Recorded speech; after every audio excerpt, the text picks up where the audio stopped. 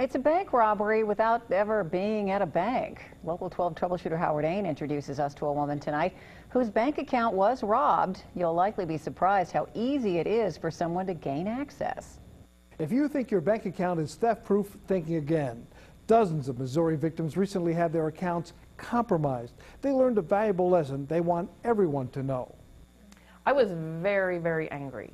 I was very angry. I don't like it when someone steals from me.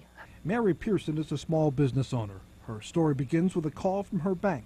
They said, well, did you write him a check for $2,400? I said, I absolutely did not. Pearson immediately went to the bank to make sure no other bad checks had been written. Then she filed a police report. My next thought was, well, how in the world did they even get that information? And who is this person?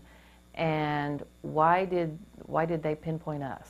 Turns out she was one of 55 victims who had accounts compromised with more than $60,000 in losses. Postal inspectors say 2 suspects were producing and cashing counterfeit checks. Take the information that was on the check that was stolen and just create a new check based on that information. Inspectors were able to identify some of the check cashers recruited as part of the ring. They were able to get one of the check cashers to start working with them, and that resulted in them doing recordings of phone calls, being able to track their locations. Pearson says she has learned a valuable lesson. Now what I do is I go online and I check my account daily to see what has gone through, the amounts who it went to. Is to have your accounting department, if it's a business, making sure that those checks are being reconciled as soon as you're able to. 2 suspects were arrested, but for Pearson, that's not enough.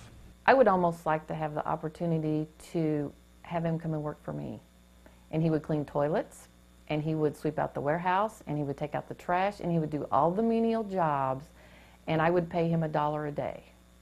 And he would work off the $2,400. The main suspect in the case has been charged with mail fraud, making false statements, counterfeiting, and forgery. He was sentenced to 18 years in prison. Howard Ain, Local 12 troubleshooter.